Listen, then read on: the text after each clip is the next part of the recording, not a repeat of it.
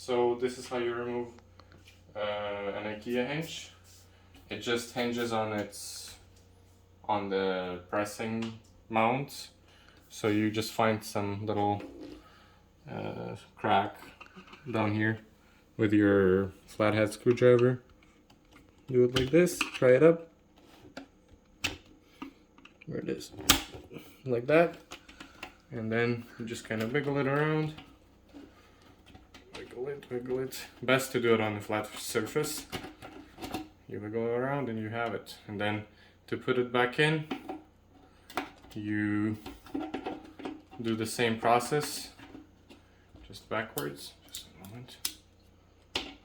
So make it flush and press it back. That's it.